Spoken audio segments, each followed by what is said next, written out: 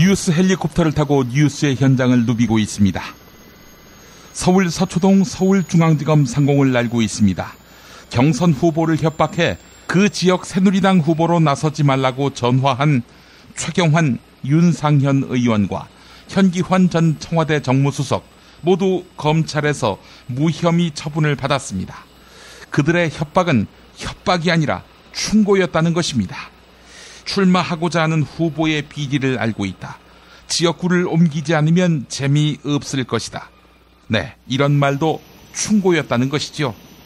북한 김정은은 잘 알아둬야겠네요. 네 정신상태가 통제불능이다. 니네 북한 주민 탈북하게 해라.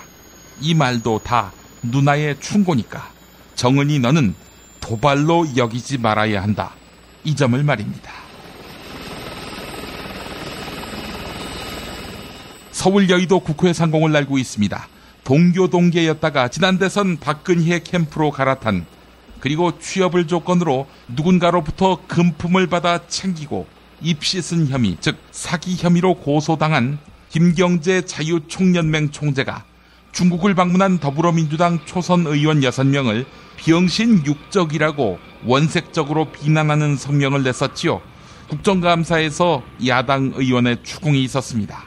이에 대해 김경재 씨, 금년이 병신년이라서 그랬다라고 맞받았습니다. 그렇다면 이 말도 가능하겠네요. 현재 박근혜 정부는 병신년 정부라고요. 금년 병신년에도 집권하는 정부니까요. 뭐 틀렸습니까? 병신년 정부, 병신년 대통령님.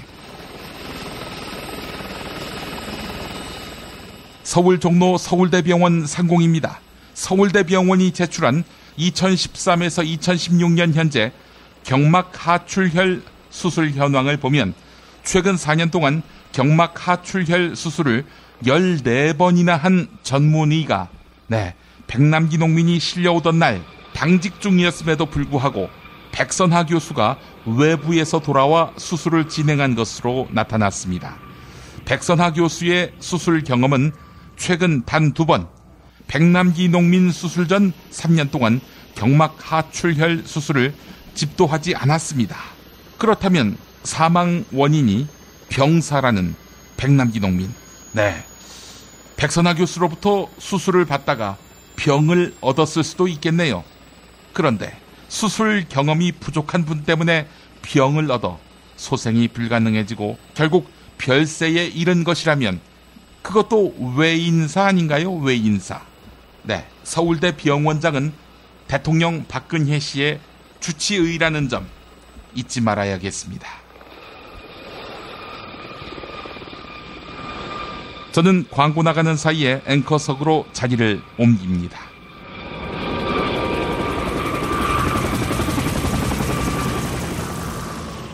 야, 근데 홍어가 진짜 그렇게 몸에 좋아? 아니 끝내준다니까. 근데 비싸지? 열나 싸고 열나 맛있는 홍어가 있다니까. 어디? 알싸한 홍어. 네이버 검색창에 알싸한 홍어를 검색하시고 1599-6456 전화 주문도 가능합니다.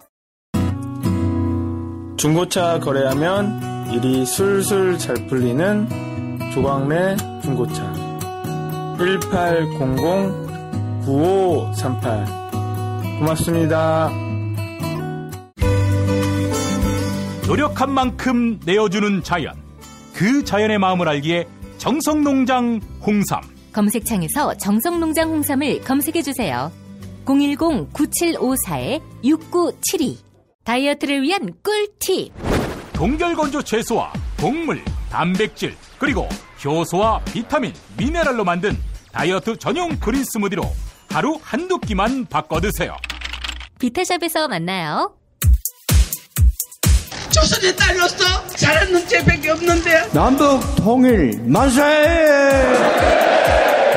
새날이 올 때가 불리한 진술을 거부할 수 있습니다. 김무성 나와!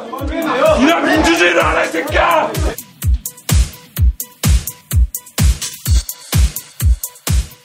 뉴스는 현장이다로 이어갑니다. 오늘 국회 기획재정위원회 국정감사에는 전국경제인연합회 전의 경련에 대한 질타가 쏟아졌습니다. 전경련이 권력의 수금기구로 전락했다는 것인데요. 증인으로 출석한 전경련 이승철 부회장. 어떠한 질문에도 모르쇠로 일관하면서 비웃음을 샀습니다. 더불어민주당 박영선 의원과 국민의당 박주현 의원의 전경련 이승철 부회장을 향한 질문, 그리고 이승철 부회장의 응답. 아울러 새누리당 유승민 의원과 유일호 경제부총리의 일문일답 차례로 들어보시겠습니다. 일단 답변을 드리기 전에 한 말씀 드리고자 합니다. 아니요, 답변하십시오. 네. 어쨌든 최근에 일어난 이런 일련의 일들로 인해서 사실 여부를 떠나서 무리가 일어나는 것에 대해서는 국민 여러분께 송구하다는 말씀을 드립니다. 지금 답변을 해주세요. 예. 그것은 본인이 개인적으로 뭐 서신 발표를 하든지 하시고, 네. 뭐 어디서 이런 아이디어를 냈습니까? 그다음에 구체적인 질문에 대해서는 검찰 수사가 진행 중인 사건으로 인해서 이제로 답변드리기 어렵다는 점을 말씀드리고자 합니다. 아, 그래서 며칠 전부터 검찰 수사가 진행됐군요. 답변을 그렇게 하시라고. 그럼 뭐 지금 국민들이 다 보고 있고요. 이게 생방송으로 나가고 있는데요. 대기업들이 이렇게 준조세에 가까운 이 돈을 낼 정도로 전경련 부회장이 권력화돼 있습니까? 그건 아니지 않습니까? 그렇죠? 안종범 수석하고는 통화를 얼마나 자주 하셨나요? 뭐 가끔 합니다. 아주 자주 하진 않고요. 제가 창조경제에 또 일정 부분 하는 일이 있어서 관련해서 가끔 합니다. 가끔 하세요? 통화는 아니고요. 대개는 행사 때 이렇게 봅니다. 이재만 비서관으로부터 전화 받은 적은 없습니까? 없습니다. 없습니까? 네. 우병우 수석 전화를 받은 적도 없고요? 없습니다. 최근에 한국경영자총회협회 박병원 회장이 한국문화예술위원회 회의석상에서 전경련을 통해 대기업들 발목을 비틀어 돈을 모았다라고 이제 얘기를 했습니다. 전경련이 발목을 비틀었다고 하지 않고 전경련을 통해서 발목을 비틀었다고 했는데 누가 전경련을 통해서 발목을 비틀었다는 뜻입니까? 아까 박영선 의원님 질문에도 답변 드렸습니다만은 뭐 수사 중인 사건이라서 국감장 안에서 말씀이 어렵다는 점을 다시 한번 오늘 그 답변을 몇 번 하는지 봅시다. 자, 이번 그 미르와 K스포츠재단 관련 의혹에 동원된 기관이 전경련뿐만 아니고 문체부, 기재부, 법원 등 전방위적으로 국가기관들이 동원되는데 이러한 기관들을 전체적으로 한꺼번에 움직일 수 있는 기관이 청와대밖에 없지 않겠습니까? 수사 중이십니까? 잘 모르겠습니다. 잘 모릅니까? 네. 제가 지난주에 우리 부총리한테 전경련이 해체되도록 정부가 노력을 할 필요가 있다 이런 말씀 드렸잖아요. 예, 그렇습니다. 예. 아까 전경련 회원사 중에 19개 공공기관에 대해서 정부가 당장 액션을 취할 수 있고요. 그 다음에 재벌 계열사가 아닌 예컨대 KT나 KTNG나 포스코 같은 회사들이 있단 말이에요. 거기는 회장 선임에서 정부가 사실상 영향력을 행사하는 기업들이에요. 그거는 오너 일가가 없는 기업들이에요. 대기업들이에요. 그런 회원사들도 저는 정부가 전경련 탈퇴를 권유하면 저는 탈퇴할 수 있다고 생각합니다. 그래서 정부가 무슨 무역 무슨 진흥회의다, 규제개혁회의다, 이런 회의에도 전경련을 부르지 마세요. 그런 회의, 청와대 회의에, 기재부 회의에 왜 전경련을 부르냐 이거예요. 상대를 해주지 마라 이겁니다. 공공기관들 빠져나오도록 하고, 원화 없는 기업들 빠져나오도록 하고, 그러면 전경련요, 금방 해체될 거예요. 제가 보기에는. 왜 우리가 국회가 이 전경련 부회장을 여기에 출석시켜가지고 저렇게 오만한 답변을 듣고 있어야 됩니까? 아니, 부총리께서 지금 정부의 책임자이시면 이런 데 대해서 좀 분노를 느끼셔야 돼요. 증인의 답변에 대해서 내가 말고할 게 아니다. 이렇게 말씀하실 게 아니라 그렇게 좀 정부가 좀 액션을 취하시겠습니까? 예, 의원님, 이미 아까 다른 의원님 질의에도 답변을 드렸습니다만은 이미 표시를, 탈퇴 의사를 표시한 기관이 많이 있습니다. 예. 그렇지 않고 예. 지금 만약에 이제 남아있는 기관들에 대해서도 그렇게 권유하라는 말씀이시라면 오늘 좀 돌아가셔가지고 19개 공공기관, 포스코, KT인지 이런 회사들 다 그냥 정경에서 나오라 그러세요. 예? 그리고 앞으로는 정부의 중요한 회의할 때는 정경련 자리를 없애세요. 예? 왜 청와대에 회의하는데 정경련 무역협회도 있고 대한상공회의소도 있고 한데 왜 정경련 자리 따로 만들어요? 대통령 순방 가실 때도 정경련 사람 빼세요. 예? 그러면 재벌들이 뭐 때문에 정경련 필요성을 느끼겠냐고요. 오늘 아침에 전해드린 대로 문화체육관광부의 간부 2명이 대통령 말 한마디에 명예퇴직했습니다. 사실상 강제 퇴직당한 것이죠. 비선실세 최순실 씨에게 한 번 밑보인 인물들 3년이 지나도 박 대통령에게 용서받지 못하는 것입니다. 더불어민주당 대변인인 박경미 의원, 우리나라가 왕정국가냐 이렇게 말하면서 박근혜 대통령을 비판했는데요. 오늘 아침 현안 브리핑에서 했던 더불어민주당 박경미 의원 발언 들어보시겠습니다. 3년 전 최순실 씨의 딸 승마대회를 둘러싼 시비를 조사하다 미운털이 박혀 좌천된 문체부 국장과 과장이 결국은 대통령의 찍어내기에 강제 퇴직당한 것으로 드러났습니다. 정윤회 최순실 부부라는 영린을 건드린 죄로 박근혜 대통령이 두 공무원의 삶을 송두리째 무너뜨린 것입니다. 두 공무원은 대통령의 나쁜 사람이라고 하더라 한마디에 좌천됐었습니다. 그리고 이제는 이 사람이 아직도 있어요?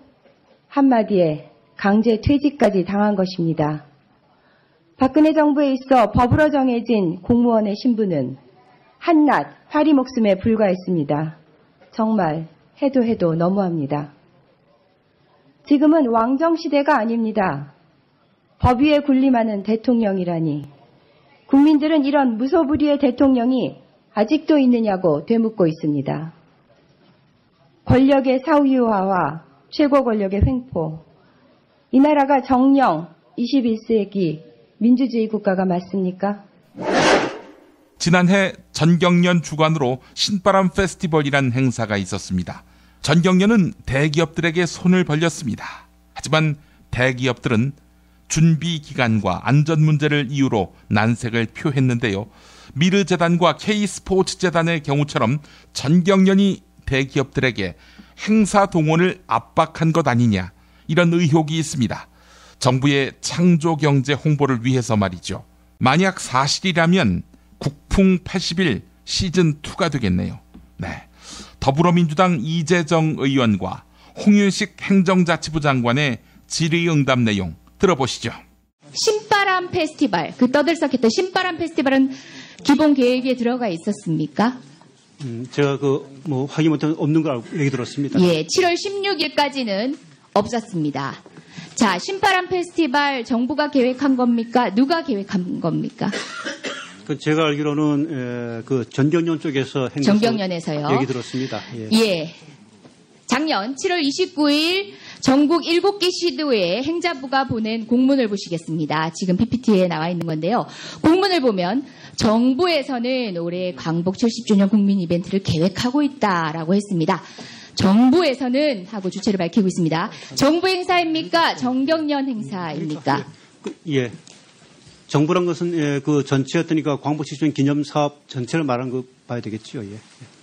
예, 어쨌든 그러면 제가 얘기한 신바람 페스티벌은 정경련 기획행사라는 말씀이신 거죠? 예. 자, 장관님, 그 2주밖에 행사 남지 않았는데 정경련이 창조경제혁신센터 전담기업이 적극 참여했다고 얘기해서 행사를 기획해서 했는데요. 사실상 대기업 불러 모아가지고 행사를 밀어붙인 거였습니다. 보시겠습니다. 정경련 회의록 7월 27일 오후입니다. 전화 받았다고 얘기한 하루 전날입니다. 내용을 보면요. 보통 4, 6개월 걸려야 되는데 너무 촉박하다. 행사 자체가 38을 걷는다. 섭외 시간 부족하다. 꼭 해야 되냐. 반대 신중론이 다수입니다. 그런데 정경련이 이렇게 얘기합니다. 지자체, 경찰, 소방과 협의하도록 하겠다면서 행사 추진을 강행합니다. 바로 이틀 뒤 행자부가 7개 시도에 인허가, 소방, 경찰 동원 요청을 합니다. 자, 저희는 이렇게 보고 있습니다. 창조경제 홍보 그리고 메르스 정부 대응 실패에 대한 비판 여론 잠재우기 위해서 행사를 무리하게 추진한 것 아닙니까? 정부에서. 꼭 굳이 그렇게 볼 수는 아닌 것 같고요. 그 굳이 당시에 그렇게 볼 건 아니다. 알겠습니다. 자, 우리 사회가 전반적으로 취지는 나중에 설명하셔도 충분하겠습니다.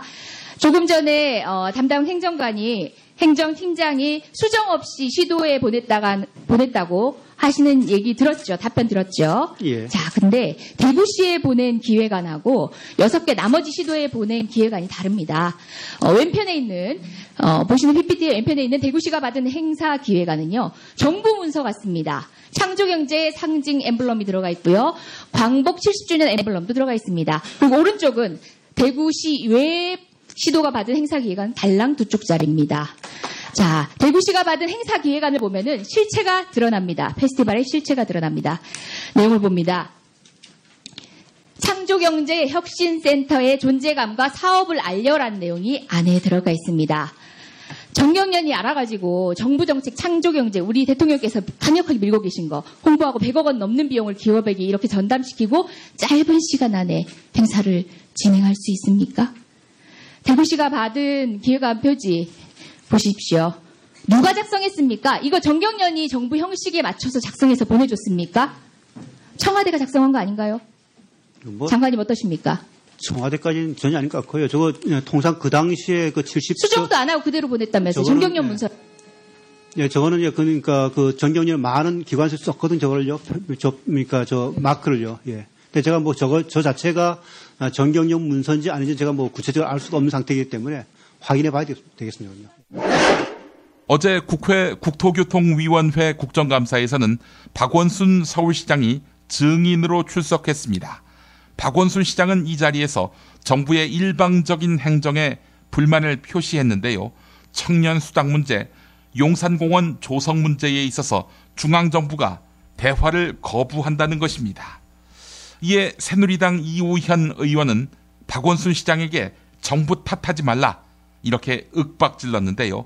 정부와 대화하고 싶다는 박원순 시장에게 불통이라고까지 지적했습니다. 새누리당 이우현 의원과 박원순 서울시장의 대화 내용 들어보시죠.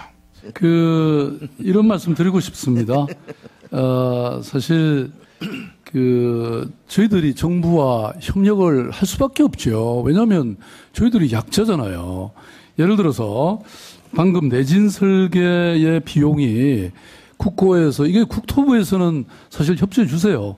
근데 이게 이 기재부에 가면 또 다 깎여요. 그래서 제가 그 당시 최경환 부총리를 뵀습니다. 아침 식사를 하면서 이렇게 한참 얘기를 하고 있는데 식사가 나왔어요. 그래서 제가 이 식사를 하고 하자고 하시더라고요. 그래서 제가 지금 서울시 상황이 밥 먹을 상황이 아니다. 그렇게 말씀드리고 해서 그 당시에 150억인가 기재부에서 최초로 서울시에 지원되기 시작했습니다. 그뿐만 아니라 한강의 이 관광 활성화를 위한 정부와 중앙정부와 지방정부 간의 협력도 제가 이끌어냈고요. 이런 노력을 많이 하고 있습니다. 그런데 아까 말씀하셨던 청년수당이라든지 이런 것들은 저희들이 자존심 구기고 정말 협의해달라고 해서 협의해서 실무적으로 다 합의가 된 건데 이걸 또 갑자기 털은 겁니다. 저는 사실 정말 서울 시민들을 위해서라면 말씀드린 이런 자존심 다 버릴 생각이 있습니다. 그런데 결국은 소통의 주체는 힘이 있는 사람이 사실 해야 되고요. 제가 중앙정부를 짝사랑하고 있습니다. 국무회의도 그렇고요. 따로 제가 대통령께도 이렇게 여러 루트를 통해서 좀 뵙자.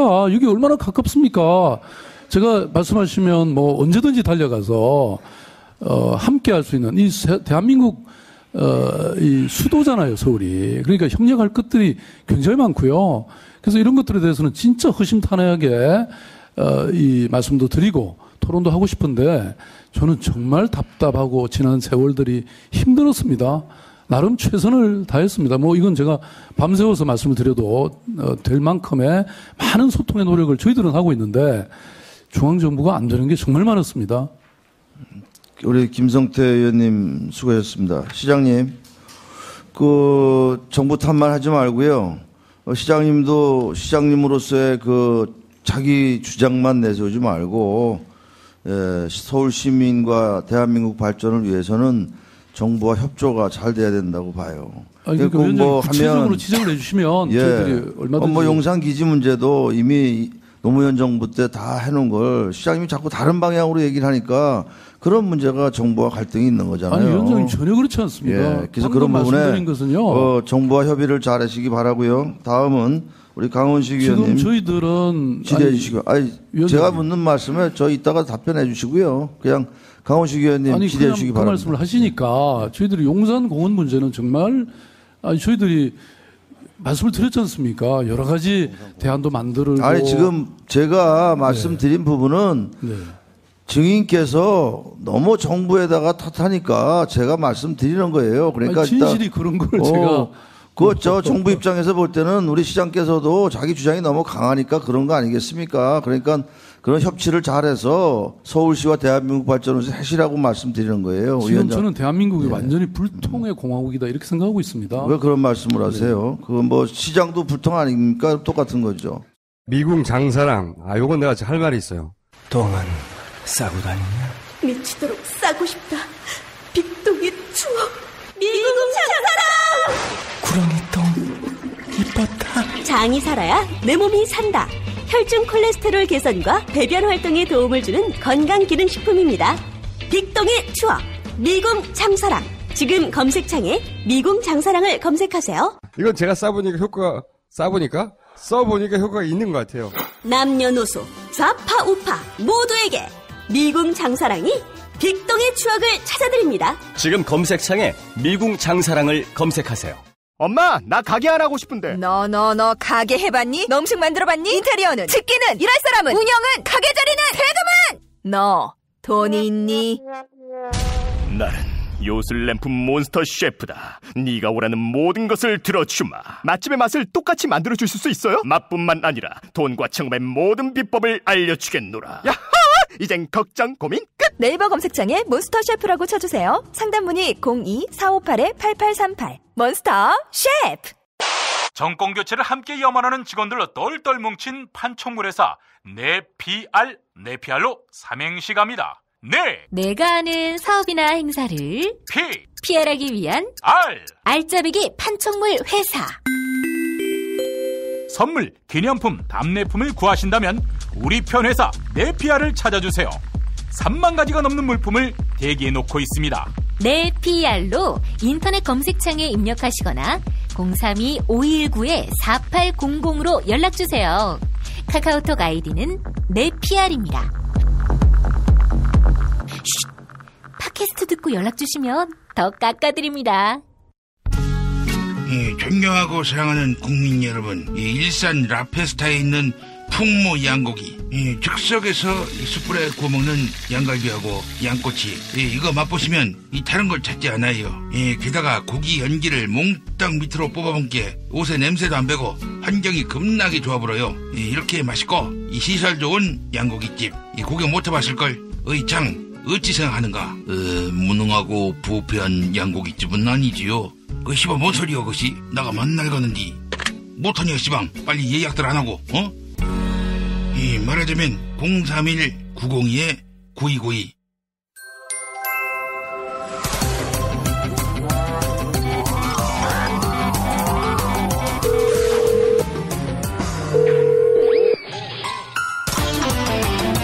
안녕하십니까, 손혜원 의원입니다. 네, 김성회 보좌관 바꿔주십시오.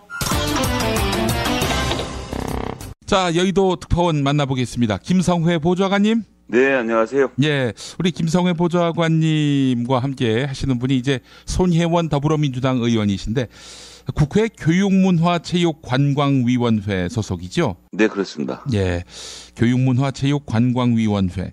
예, 이름이 상당히 길고 복잡한데 이게 뭐 어느 분야를 관장합니까? 일단 크게는 교육부하고 문화부 이렇게 두 군데를 관장을 하고요. 예. 교육부는 뭐 아시다시피 교육부인데 문화부가 이제 문화체육관광부로 되어 있어서 예. 범위가 굉장히 넓어요. 그래서 교육부하고 문화부가 산하 단체도 100개씩 되고 의원들 30명이 붙어 있는 메머드 상임입니다. 예. 그렇군요. 자, 국회의 국감 스타 올해는 뭐 단연 이은재 새누리당 의원이 아닐 수 없을 텐데. 아, 예, 뭐 어떻게 이겨낼 방법이 없네요. 예. 손혜원 의원님하고 같은 상임이죠? 손혜원 의원님하고는 뭐 아주 깊은 인연을 갖고 계시는데요. 같은 상임위일 뿐만 아니라 예. 예결산 심사 소위라고 해서 이제 소위원으로 계속 좀 만남을 가져왔고요. 예. 신문윤리위원회라고 해서 예. 신문에 좀 잘못된 내용이 보도됐을 때 그것을 바로잡는 기관이 있거든요. 거기에 이제 위원으로 여야에서 한 분씩 위촉이 됐는데 공교롭게 거기에도 또 이은재 의원하고 손혜원 의원이 가 계십니다. 아이고 참. 이 정들 텐데 근데 지난번에 크게 한번 충돌하지 않았습니까? 예, 그것도 뭐 이제 그 전에 여러 가지가 쌓여 있다 결국 그날 폭발을 했는데 예. 조윤선 장관 청문회 하는 날이었는데 예. 그 전날에 이제 무슨 일이 있었냐면 누리과정 예산의 빚을 좀 갚아주기로 했잖아요. 예. 그것을 이제 야당 단독으로 통과시킨 것에 항의해서 새누리당 의원들이 이제 격렬하게 반발을 하던 때였는데 예. 그때 이은재 의원하고 이장우 의원이 이제 쌍으로 앉아서 교문위원장에게 사퇴하라고 이제 소리를 막 쳤었죠. 당시 이제 야당이 주로 조윤선 장관을 공격하는 포인트였지 않습니까? 예. 그래서 카메라들이 전부 다 새누리당 의원들 등에 가서 붙어 있었어요. 예. 전부 다 카메라 저쪽에 넘어가 있었기 때문에 저희 손혜원 의원님은 조용하게 말을 하면 크게 문제가 안 될 거라고 생각을 하고 이제 마이크 꺼놓고 조용하게 말씀하신 거죠. 예. 근데 이제 손혜원 의원 등 뒤에 서 있던 여러 그 기자들은 요즘 또 SNS가 유행을 하니까 예. 다 이걸 핸드폰 동영상에 담고 있었어요. 무슨 얘기를 하시는지. 예. 그런데 사퇴 세요가 나오니까 이제 급하게 켜서 카메라에 담던 과정에서 몇몇 기자들의 전화기에 이제 마이크에 사퇴하세요 하고 같이 닥치세요가 이제 녹음이 되고 예, 이래서 좀 문제가 크게 됐었죠. 처음에 기사 나왔을 때는 걱정을 많이 했는데 예. 요즘은 이 닥치세요가 유행어가 되는 지경이라고 많이 들어서 예. 예. 아니 근데 이번에 이은재 의원의 이런 그 헛스윙 이걸 본 감회가 어떠셨다고 합니까? 손혜원 의원께서. 있을 수 없는 실수죠. 사실은 국감장에서 국회의원이 자기가 이해할 수 없는 질의는 하면 안 되는데. 그렇죠. 예. 이거는 보좌관이 전형적으로 써준 얘기이기도 하고. 예. 얘기가 복잡해요. 그래서 이 얘기를 다 이해하고 질문한다는 게 쉽지 않았는데. 예. 질문에 뭐 이런 어려움을 떠나서 왜 이런 걸 질의했느냐. 이걸 생각해 보면. 예. 그만큼 서울시 교육청에 비판할 만한 내용이 없었다는 거예요. 예. 원래 기자도 그렇고 의원도 그렇고 5초 안에 이것이 무슨 내용이다를 알려줄 수 있는 것만 가지고 국정감사를 하거든요. 당신 횡령했지, 뭐 아니면 당신 이런 잘못했지, 작년에 새 나간 예산이 60조야 이런 식으로 쉽게 설명이 돼야 되는데 예. 이 마이크로소프트하고 한글을 판매하는 것은 마이크로소프트랑 한글이 아니고 그 앞에 있는 총판들이 있는데 예. 한글은 총판이 하나고 MS는 4개가 있는데 거기랑 왜 계약을 경쟁으로 안 하고 수의 계약을 했냐라고 이런 걸 설명하는 게 이 경쟁 입찰에 들어와 본 사람이 아니고 이해할 수 없는 얘기거든요. 예. 보좌관들이 이런 것은 잘못을 찾아내더라도 서면 질의로 대체하거나 하지 질문을 하진 않습니다. 예. 이건 뭐냐 하면 서울시 교육청에서 깔 게 별로 없었다는 거로 저는 받아들였어요. 그렇군요. 이번 사태에 직면한 누리꾼들은 세상에 이렇게 무지막지한 만약에 조희연 교육감의 수의 계약이 문제였는데 잘못 알아들었다면은 알아듣기 쉽게 끝까지 설명을 다 하고 그렇게 성의 있게 질의한 다음에 그 다음에 뭐 사퇴하라 마라 이래야 되는데 뭐 못 알아듣는데 당신 닥치라고 사퇴하라고 이러고 있으니 다들 그냥 어안이 벙벙해지는 거 아니겠습니까? 예, 뭐 웬만한 일은 다 사퇴하라고 좀 소리를 지르고 있기 때문에 사람들이 굉장히 불쾌해하고 있죠. 예. 본인이 하신 일도 좀 같이 좀 짚어봐야 된다는 생각을 하는데. 예. 이분이 이제 소위 말하는 이상득계로 해서 이제 들어왔다는 거 아닙니까? 이상득계였어요? 예. 18대 국회 비례로 들어오셨다가 19대에는 한국행정연구원으로 옮기셨죠. 예. 그래서 이제 거기서 원장 생활을 하면서 그 유명한 일 있지 않습니까? 법인카드로 에르메스 26만원짜리 넥타이 사고 46만원짜리 향수를 사는 등 뭐 그다음에 방울토마토 뭐 무슨 치즈 뭐 이런 것들을 사갖고 이제 감사에 걸렸어요. 예. 총리실에서 하는 감사에 걸려갖고 이제 문제가 됐는데 이제 재밌는 건 한국행정연구원의 사규에 따르면 원장은 징계를 할 수가 없더라고요. 이 사람 원장인데 가장 높은 사람을 징계를 할 수가 없었습니다. 근데 누군가 징계를 당해야 되잖아요. 법인카드를 함부로 썼으니까. 그렇죠. 보통 법인카드는 뭘 막아놓냐면 밤 10시 이후에 쓰는 거, 그다음에 뭐 노래방 등 이상한 데 쓰는 걸 막아놓는데 예. 이 뭐 연구비를 가지고 면세점에 가서 향수를 살 거라고는 사람들이 생각을 못한 거죠.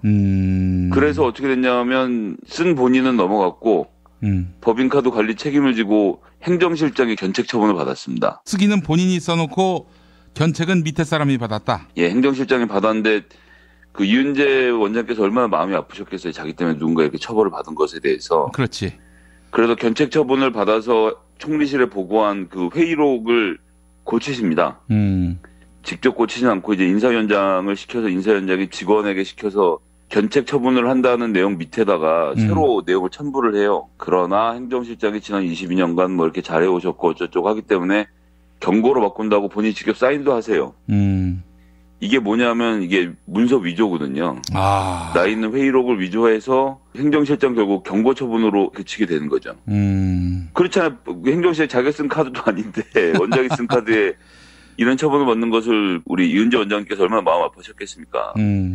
경고로 바꿔서 넘어가나 했는데 총리실에서 감사를 잘 했나 결과를 보려고 또 감사를 내려갔습니다. 그랬는데 그 회의록의 위조를 발견한 거예요, 또. 그럼 이 위조를 지시한 사람이 누구냐 해서 이 원장이라는 걸 알게 됐고 원장을 징계를 해야 될 거 아닙니까? 그렇죠. 예. 그래서 또 찾아갔죠. 예. 그런데 그때가 4월이었어요. 2016년 4월. 총선이 한창 벌어지는 때죠. 예. 우리 이은재 원장님께서는 이미 총선에 새누리당 후보로서 강남역에서 열심히 선거운동 하시던 때라 징계를 받을 수가 없었던 거죠. 그러고 나서 결과가 발표됐을 때는 이미 국회의원이 되신 신분이었고 그래서 우리 인사위원장님이 이번에 대신 징계를 또 받으셨습니다. 이거 정말 참. 이거 뭐 제가 이런 걸 일타쌍피라고 해도 되는지 모르겠는데 정말 코미디 중에 코미디죠. 결국은 본인이 법카 쓰고 행정실장 징계, 그다음에 본인이 사무소 위조 지시하고 또 이번에 인사위원장 징계. 그러고 지금 본인 국회의원으로 와 있고 이게 차곡차곡 켜켜이 쌓아서 이런 이미지를 만들어 오는 거지.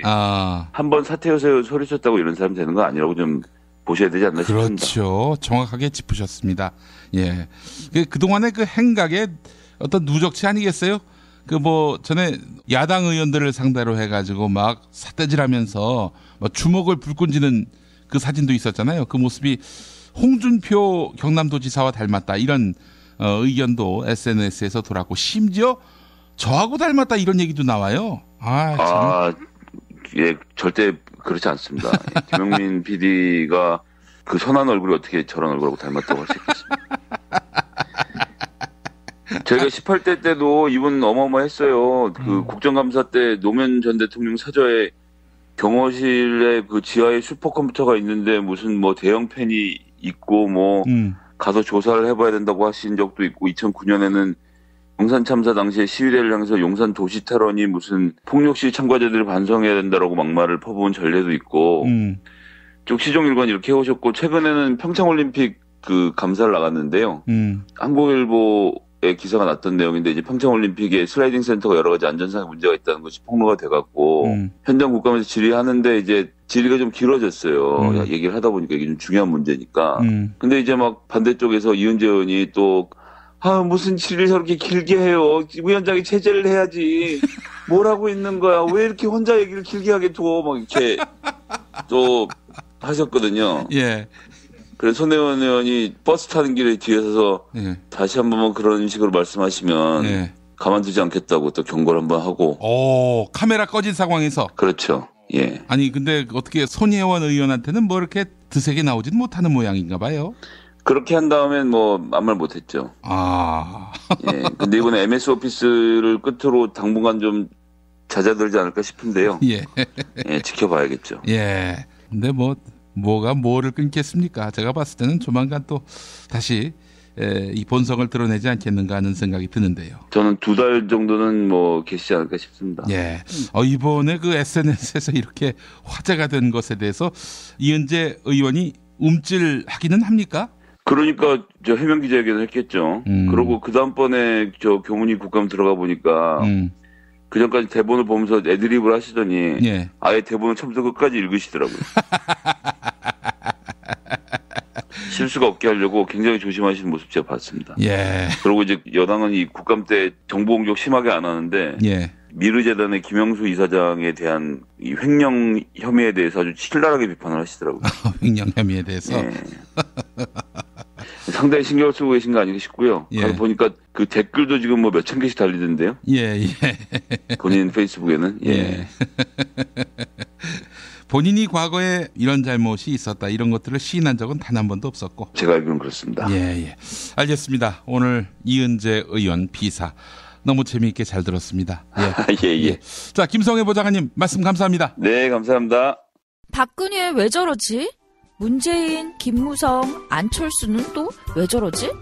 뉴스로는 알 수 없는 진짜 정치 현장 이야기. 한겨레 정치팀 기자들이 취재 수첩을 낱낱이 공개합니다. 본격 정치관찰 팟캐스트. 언니가 보고 있다. 팟빵에서 언니를 검색하세요. 한겨레 정치바와 함께하는 정치 한 건에 써. 한겨레 김태규 기자 만나겠습니다. 김태규 기자님. 예, 안녕하세요. 예. 오늘 한겨레 일면 보신 분들 정말 기가 막히셨을 겁니다. SNS에서 가장 뜨거웠는데 박근혜 씨가 최순실 말 듣고 이 사람 나쁜 사람이잖아요. 이러면서 콕 찍었던 두 사람, 뭐 좌천됐던 모양인데 좌천된 것도 문제 삼아서 결국 강제 퇴직시켰다는 그런 보도. 정말 어안이 벙벙합니다.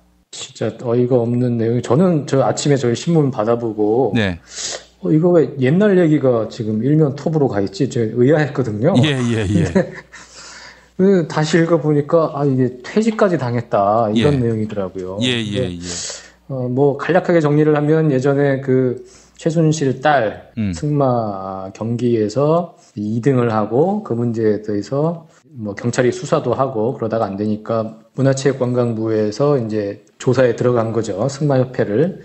그것도 이제 청와대의 지시에 의해서 조사가 내려간 거고 그 조사를 수행한 사람이 그 노태강 국장과 그 밑에 이제 진재수 체육정책과장 이렇게 두 명이 조사를 했고 조사를 올린 내용이 사실은 박근혜 대통령이 원했던 것은 정유라의 반대 선수 쪽에서 잘못을 했다. 뭔가 그쪽에 뭐 매수를 당했다거나 뭐 이런 문제점, 그쪽이 잘못됐다는 보고를 받았는데 이분들이 조사를 해보니까 뭐 양쪽이 다 문제가 있다. 이런 결론을 올렸단 말이에요. 그걸 가지고 박근혜 대통령이 나중에 유진용 문화체육 장관을 불러가지고 수첩에서 이름을 꺼내가지고 노태강, 진재수 이 두 사람의 이름을 거명하면서 나쁜 사람이라고 하더라. 그렇게 얘기를 했다는 거죠. 그래서 이제 이분들이 이제 한직으로 밀려났는데 또 공교롭게도 그 노태강 체육국장 같은 경우에는 한직으로 물려난 것이 국립중앙박물관의 교육문화교류단장이었는데 여기서 이제 하나 지금 사건이 터지는 게 국립중앙박물관에서 프랑스 장식미술전을 박근혜 대통령이 열기를 원했습니다. 근데 당시에 박물관장이었던 김영나 박물관장이 이것은 상업적 전시여서 할 수가 없다. 이렇게 이제 버티고 김영나 관장이 이제 물러나고 뭐 이런 사건이 있었는데 이 일을 또 이제 보고를 받다 보니까 지금 이게 문체부 담당자 이름이 노태강이라는 이름이 있는 거예요. 그걸 보고서 박근혜 대통령이 이 사람 아직도 있어요? 이렇게 얘기를 한 거죠. 그 얘기를 듣고 노태강 국장한테 더 이상 이제 있으면 안 되겠다. 퇴직을 해야겠다. 그만둬라. 이제 옷을 벗어라. 이제 그렇게 간 거고 노태강 국장은 이제 반발을 했죠. 나는 국가공무원법에 신분이 보장되어 있는 사람이다. 뭐 형의 선고나 뭐 징계나 뭐 이런 사유가 아니고선 나는 강제로 못 나간다. 그렇죠. 그러면서 물었다는 거죠. 이게 장관의 뜻이라는 거냐? 그러니까 장관의 윗선이다. 이런 답을 받아냈다는 거고요. 뭐 장관의 윗선이면 뭐 누구겠습니까? 총리 아니면 대통령이겠는데 어쨌든 저희 보도가 있지 않습니까? 이 사람 나쁜 사람이라고 하더라라고 했던.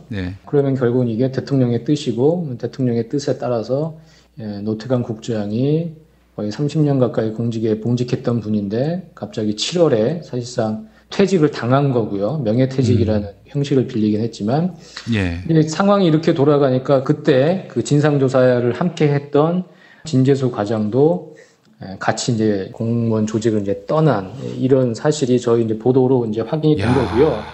기가 막히네 진짜. 저는 참 이거를 보면서 저도 이제 지금까지 인생 살면서 참 여러 가지를 배우는데 그 중에 하나가 뭐냐면은 사람에 대한 판단은 이렇게 쉽게 하는 게 아니라는 생각을 하거든요. 그러니까 어떤 사람이 다른 사람에 대해서 이제 험담을 하거나 뭐 제가 이제 그런 얘기를 듣고 그 사람을 만났는데 그렇지 않은 경우가 상당히 많아서 사람에 대한 평가는 다른 사람에 대한 얘기로서 판단하는 게 아니라 내가 직접 경험해보고 이 사람을 먼저 만나보고 내가 판단을 하는 게 옳다. 저는 이게 제가 살아가면서 이제 얻은 가르침 중에 하나인데 이 박근혜라는 사람은 노태강 국장을 한 번도 본 적이 없잖아요. 그렇죠. 그런데 최순실한테 이 사람 나쁜 사람이다.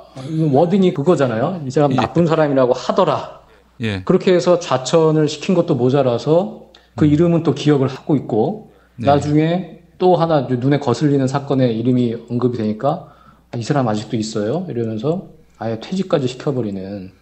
지금 이 공무원들이 이제 많이 욕을 먹죠. 정권이 바뀌면은 이제 막 해바라기처럼 뭐 이리 갔다 저리 갔다 해서 영혼이 없네 뭐 이런 얘기도 듣지만 어쨌든 공직에 오른 분들은 그 청운의 꿈을 품고 국가와 국민을 위해서 봉사를 하겠다는 마음으로 고시공부를 하고 통과를 해서 그렇게 지금 수십 년 동안 공직생활을 하는 사람들 아니겠습니까? 그런 사람을 소신껏 일했다는 이유 하나로 대통령의 심기를 거슬렸다는 이유 하나만으로 이렇게 그냥 내쫓아버리는 이거는 민주주의 국가가 아니죠. 왕조죠, 왕조. 그렇죠. 자기 마음에 들지 않으면 그냥 헌시착처럼 버려버린다는 게 왕조고 정말로 혼굿, 정말 멍청한 임금이라고 얘기할 수밖에 없는 거고 제가 아까도 말씀드렸지만 인생을 살면서 그 터득하는 몇 가지가 있는데 사람에 대한 판단을 그렇게 함부로 한다는 거 그리고 최순실 말 한마디만 믿고 그 사람의 인생의 경로를 아예 바꿔버리는 그런 짓을 한다는 것 자체가 이건 좀 정상적인 사람이 아니다. 저는 그래서 아침에 신문을 보고 좀 너무나 분노했거든요. 이건 뭐라고 더 제가 비난을 해야 마땅한지 더 말을 제가 못 찾을 정도입니다. 이런 것 같아요. 더 비난하지 못하게끔 더 엽기적인 일들을 벌이는 것 같아. 할 말을 잃게 만드는. 이보다 더 엽기적인 일들이 일어나는 게 아니라 드러나겠죠. 이미 지금 이런 일들이 다반사로 지금 벌어지고 있는 거고 오죽하면 지금 저희한테까지 이렇게 취재가 돼서 기사가 나오겠습니까? 그런 거 보면 정말 더 엽기적인 일들이 이제 벌어질 것이고요. 뭐 이 부분 관련해서 오늘 오전에 추미애 더불어민주당 대표가 이제 한마디 했습니다. 이 사람 아직도 있어요라는 대통령의 한마디로 이 사람은 파리 목숨이 돼버렸다. 그리고 박근혜 대통령이 공직을 자신의 주머니 속 공깃돌 취급하고 공직자 목숨을 파리 목숨처럼 취급한 사실이 드러났다. 이렇게 된 그 사유는 대통령이 총애하는 사람의 따님의 일을 제대로 보필하지 못했다는 거다. 정말 지나쳐도 너무 지나치다. 혼용 무도가 계속되고 있다. 이렇게 비판을 했습니다.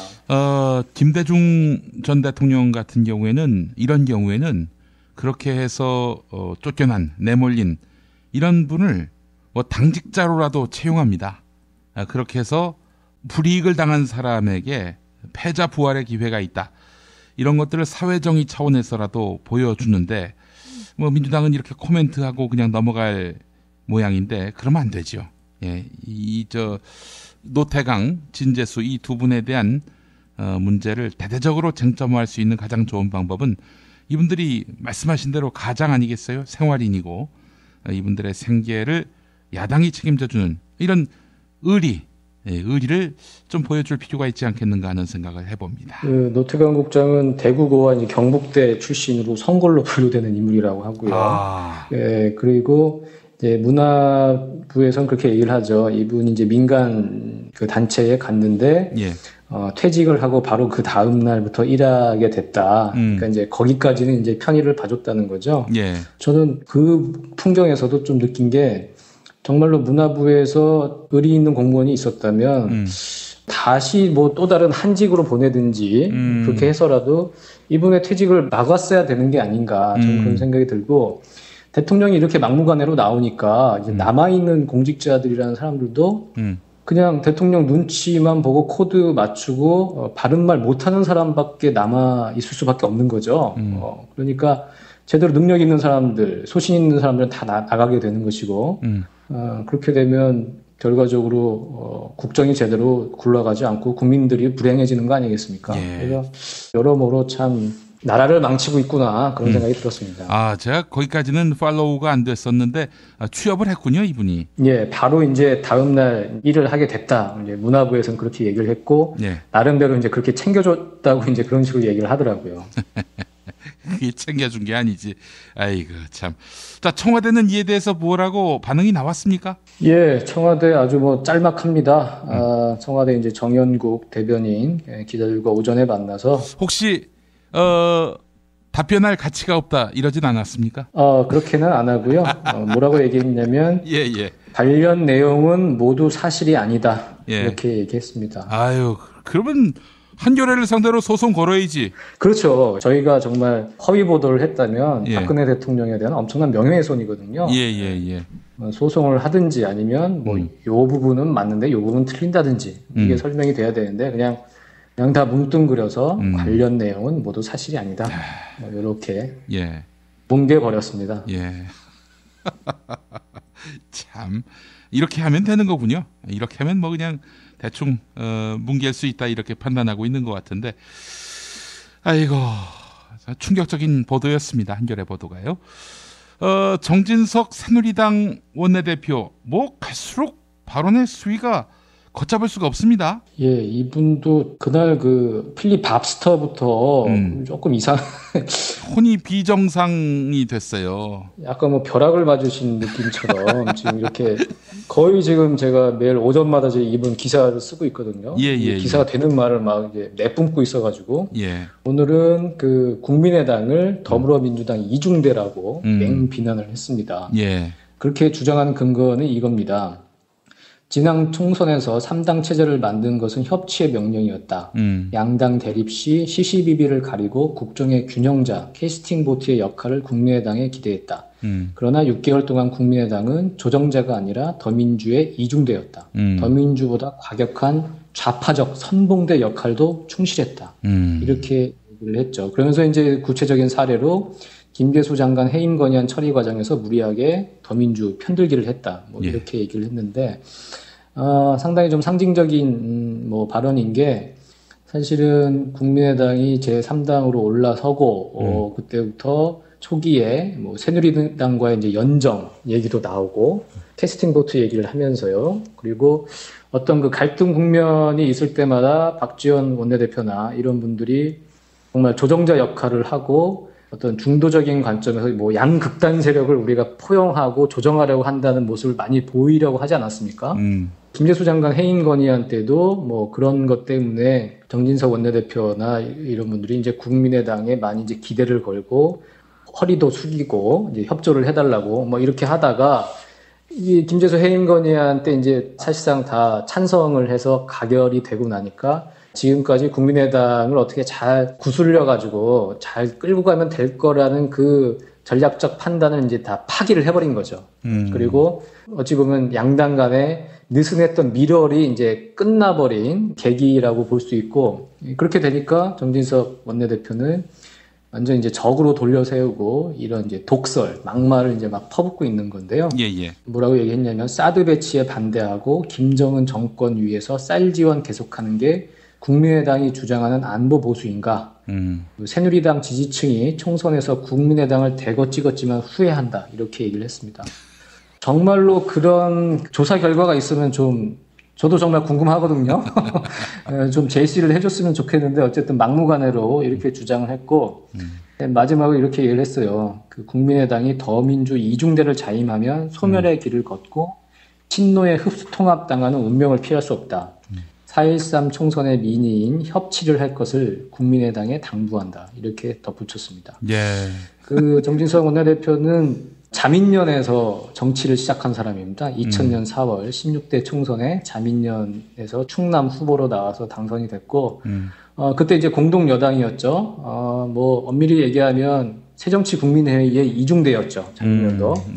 그래서 이중대 출신 정치인으로서 이중대가 어떻게 결말을 맺는지 그것을 본인이 잘 아니까 그런 측면에서 국민의당에 충정 어린 조언을 한 것인지 뭐 선회하자면 뭐 이렇게 얘기할 수도 있겠지만 어쨌든 새누리당 원내대표로서 한 몇 주 전까지 이렇게 허리를 굽히던 국민의당에 저렇게 또 막말을 쏟아낸다는 것 자체가 좀 코미디 같다는 생각이 들었습니다.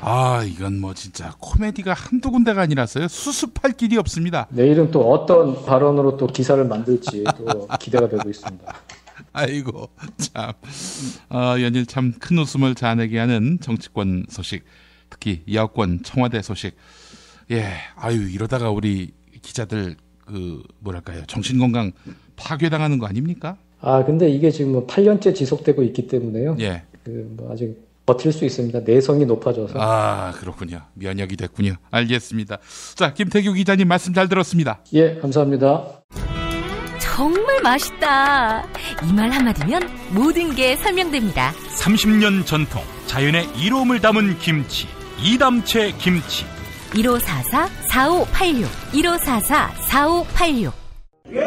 술자리 많은 요즘 3차까지 달린 당신을 위한 필수품 전창걸의 새싹 땅콩차. 이제 속쓰림은 잊으세요. 070-8635-1288 070-8635-1288. 영화 자백을 만든 최승호입니다. 드디어 자백이 10월 13일 개봉합니다. 간첩을 조작하고 국민을 속여온 국정원, 이대로 둘 수 없습니다. 대한민국을 바꾸는 모험에 함께 나서주십시오. 여러분들이 희망입니다. 3D 실물 피규어 그리고 수공예품을 제작해드리는 전문 쇼핑몰 메이드 바이어스. 사진만 보내주세요. 나만의 피규어를 제작해드립니다. madebias.co.kr을 입력하세요. 뉴스가 쉽다.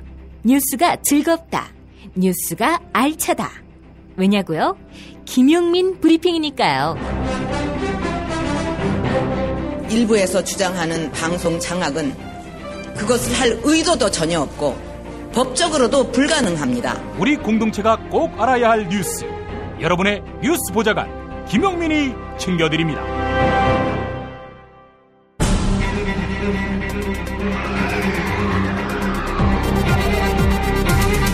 본격 정치 논평. 참여연대 안진걸 공동사무처장 만나겠습니다. 안진걸 처장님. 네, 안녕하십니까. 네, 우리 안진걸 처장님이 포함된 총선 넷 22명 검찰이 정식 기소했네요. 그 기한이 돼서 아마 이렇게 처리한 것 같은데 하도 어처구니 없는 일들이 많아서 그런지 이게 뉴스가 안 되네요. 예, 맞습니다. 저번에 우리 김용민 PD님 소개시켜 주신 것처럼 입에 풀칠도 못하게 하는 이들에게 고함이라는 책을 제가 냈는데 사실 국민들 입장에서는 입에 풀칠 나고 살아야 되는데 그것도 못하게 하는 위정자들, 새누리당, 재벌 대기업 세력에 대한 분노가 큰데 선거 때 그런 거에 대해서 문제제기 하고 싶은 거 아니에요. 사실 우리들을 위한 정책을 내놔라. 서민 중산층에 대한 정책 내놔라. 근데 말로는 민생을 이야기하면서 실제로는 재벌 대기업 맨 뒤치다거리만 해주는 게 이번에도 K스포츠재단이나 미르재단 같은 데서 드러나고 그걸로 다 정책을 주고받는 거잖아요. 재벌 대기업에 대한 규제 완화라고. 그래서 총선 때 모여든 게 총선 시민 네트워크였습니다. 단순하게 부패 사범을 몰아내자는 수준의 옛날 낙선운동 수를 넘어서 예를 들면 세월호를 모독하고 틈만 나면 국민들을 겁주고 협박하고 백남기 농민을 무슨 빨간 우위가 쳤다라든지 이런 황당한 말 한 사람들도 문제지만 그래서 그런 분도 낙선 대상으로 제가 삼았지만 더 중요하게는 우리 국민들을 위한 경제민주화라든지 민생개혁 같은 민생 정책을 반대하는 사람들에 대해서 공천하지 말아라 낙선운동을 한 것인데 그걸 기하로 처음에는 선관위에서 딱 2명만 고발했거든요. 근데 어느덧 경찰이 10군데를 압수수색하고 난리를 피더니 더 나아가서 검찰은 어저께 무려 22명, 총선 넷으로 직접 연결된 사람만 22명, 그리고 나머지 이제 시민단체 유권자 운동하신 분들까지 하면 무려 27명을 일괄적으로 이제 기소함으로써 권력의 비판적이거나 새누리당의 불리한, 그러니까 당연히 우리 국민으로서는 할 수밖에 없었던 재벌 대기업들 특혜만 주니까 문제 제기했던 분들의 입을 막고 보복을 하고 이렇게 겁을 주는 그런 전형적인 탄압과 정치적 기소를 했다 이렇게 볼 수 있겠습니다. 그래서 불가피하게 제가 또 기소가 돼가지고 재판을 받게 되었습니다. 아이고 참 기가 막힐 노릇인데요. 자, 22인 22명 이분들의 그 죄목은 뭡니까 그럼?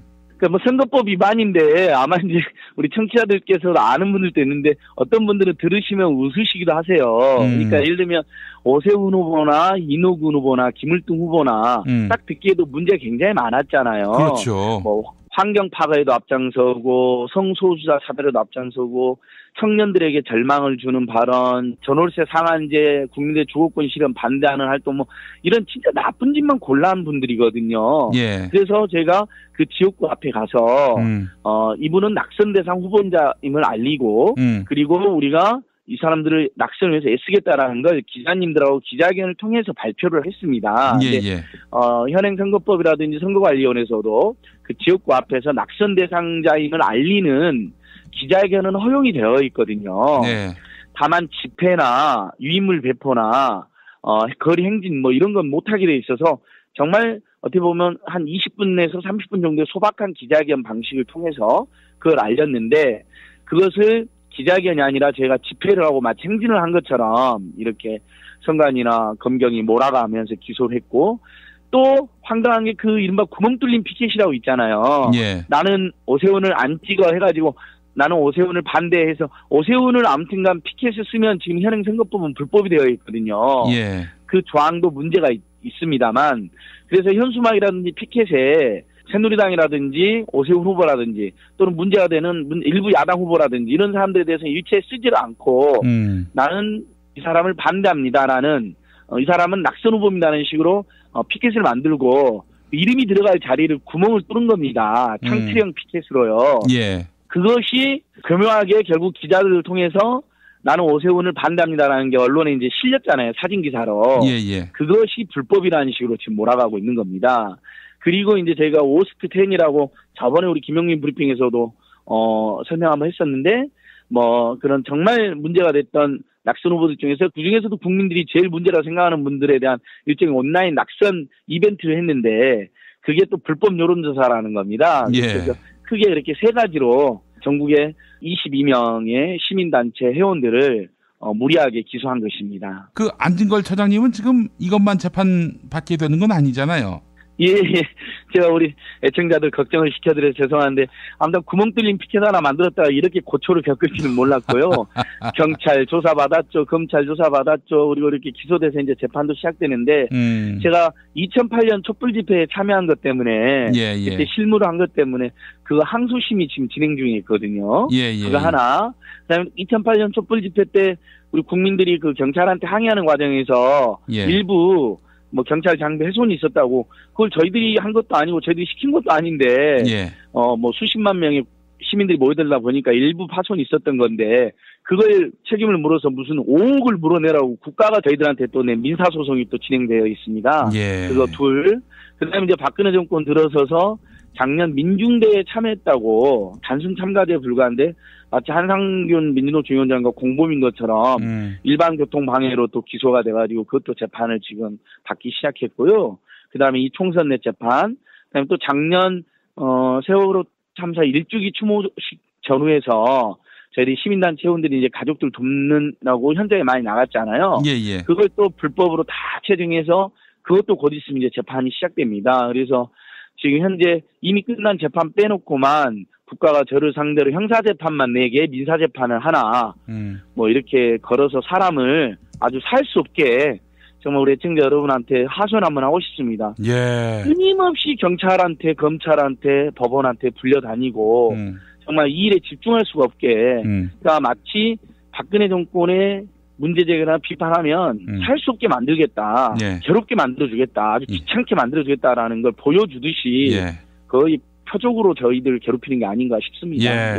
이런 거에 굴하실 겁니까? 전혀 굴하지는 않죠. 그러니까 그렇게 김용민 브리핑에서도 이야기를 하고 우리 애청자들께서 입에 풀칠도 못하게 하는 이들의 고함 책도 사주시고 다음에 회원가입도 해주시고 또 우리 참팟이라고 우리 김용민 브리핑을 모델링해서 열심히 활동하고 있는 팟캐스트 들어주시고 아무튼 절대 그러지 않겠습니다. 저희는 반드시 이명박 박근혜 정권 이 10년은 범국민적인 심판과 불같은 응징을 받을 것이다. 그런 각오로 그리고 반드시 심판하고 교체하고 우리 국민들의 새 시대 열겠다. 날마다 다짐하면서 합니다. 예, 네.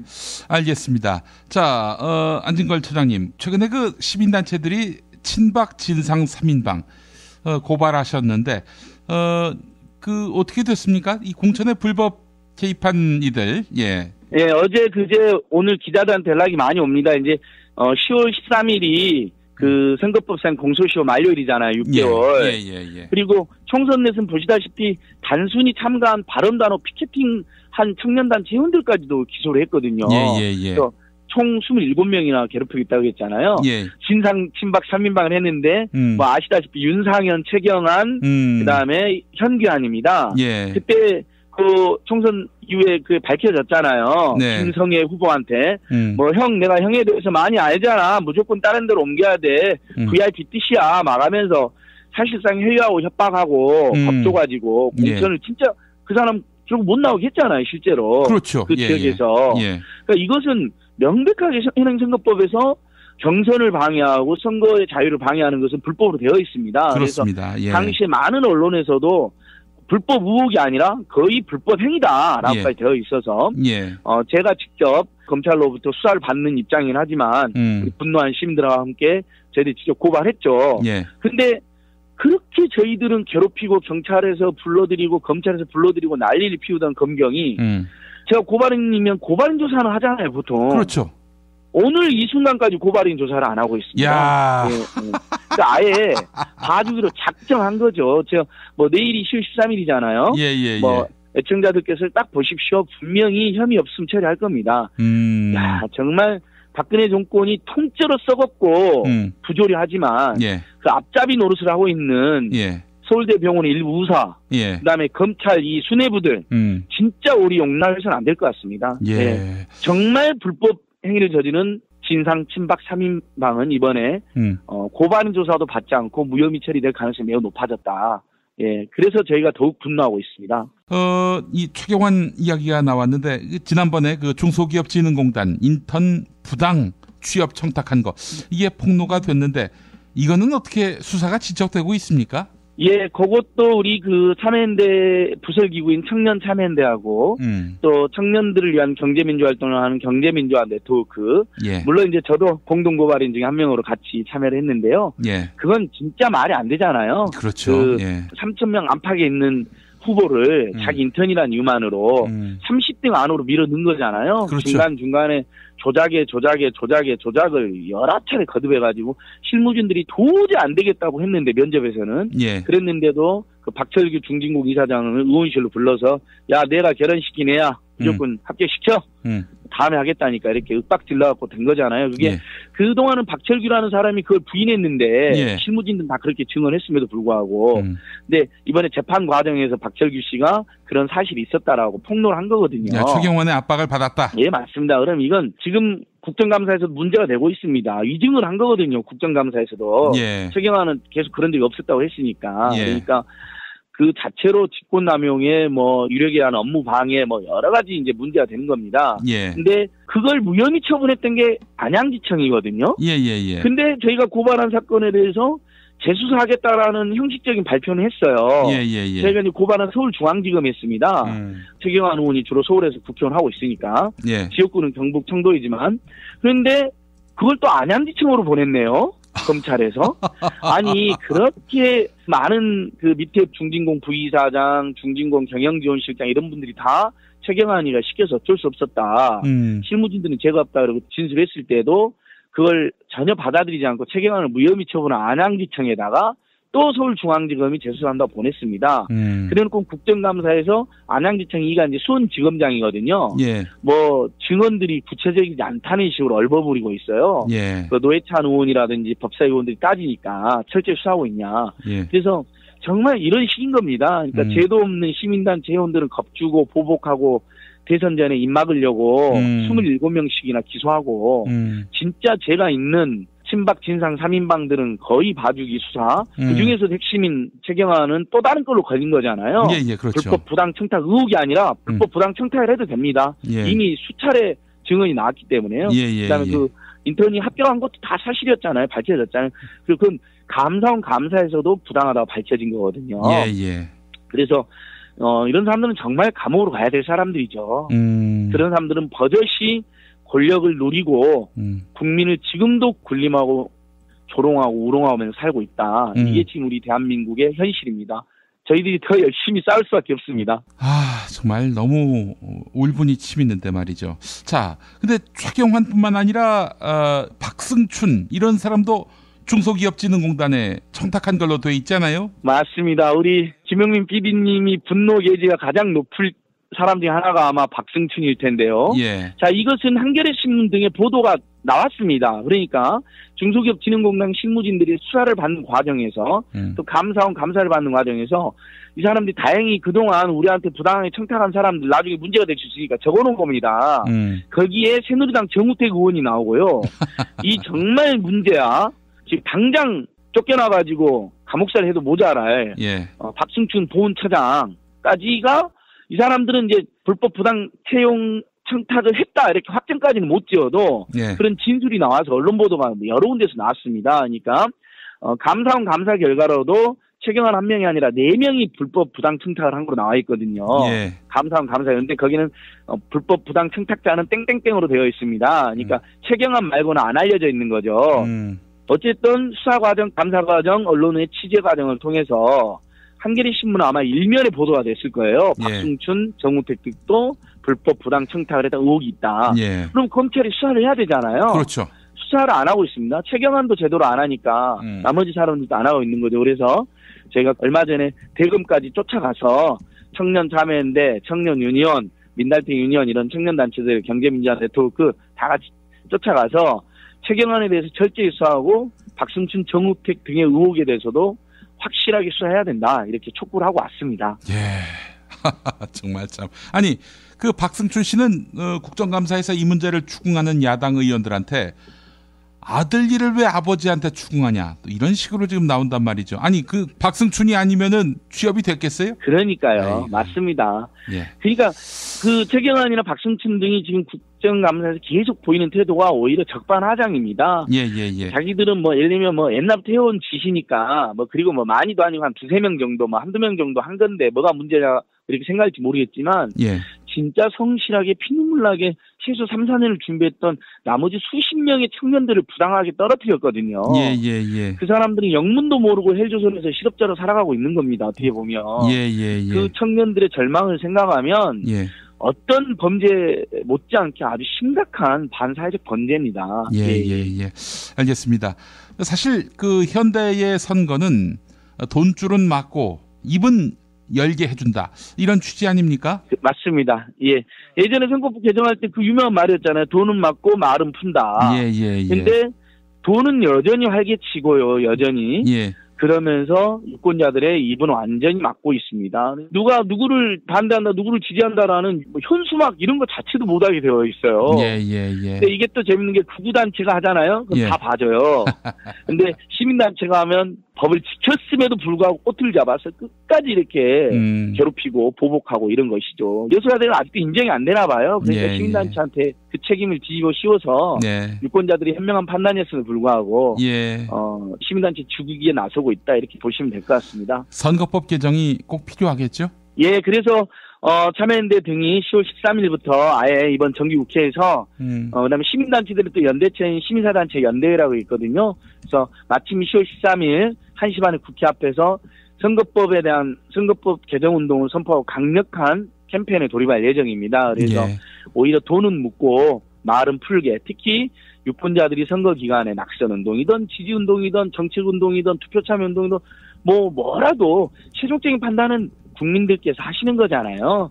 뭐 안진거리 이야기하는데 다 그렇게 따르시는 건 아니잖아요. 참조하시는 거지. 아예 그런 정보 제공 자체를 막고 있는 거거든요. 선거법이. 그래서 선거법을 전면 개정해서 유권자들에 대해서는 타치를 하지 못하게 이렇게 가는 방향으로 열심히 캠페인 준비하고 있습니다. 알겠습니다. 자, 우리 안진걸 처장님의 이 공익을 위한 활동 여러분들 많이 관심 가져주시고 또 지지해 주시기 바라겠습니다. 안 처장님 말씀 감사합니다. 우리 애청자 여러분 늘 고맙습니다. 더욱 열심히 뛰겠습니다.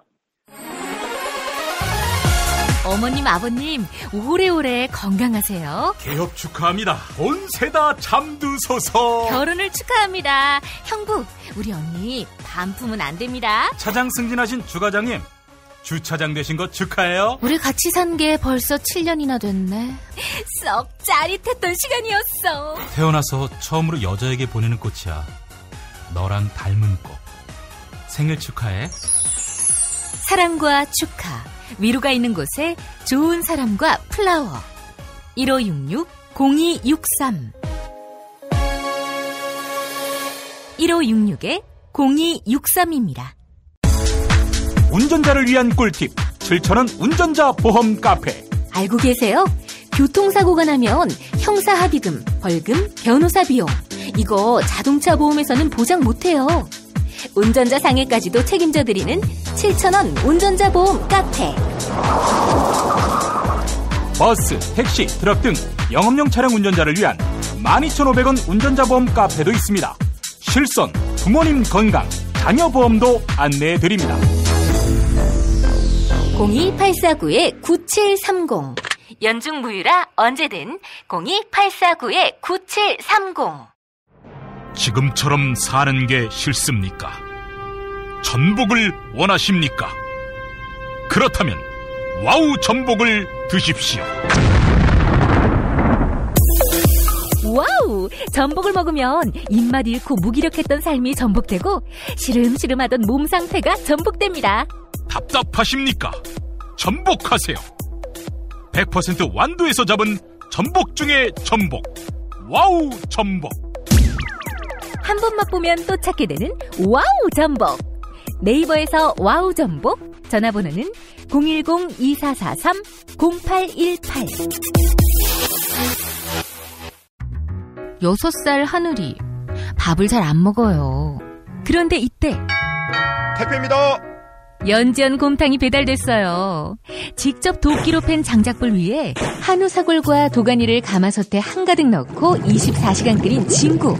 연지연 곰탕이 하늘이 입에 들어가는 순간, 아, 맛있다. 엄마 한 그릇 더 주세요. 조미료 같은 첨가물이 전혀 들어가지 않아 엄마의 기쁨은 더하답니다. 7팩 이상 무료 배송합니다. 주문 전화는 010-7252-1114 010-7252-1114. 오늘을 읽는 책, 문학평론가인 국민대학교 국문학과 정선태 교수와 함께합니다. 정선태 교수님 만나겠습니다. 교수님. 네, 안녕하세요. 예.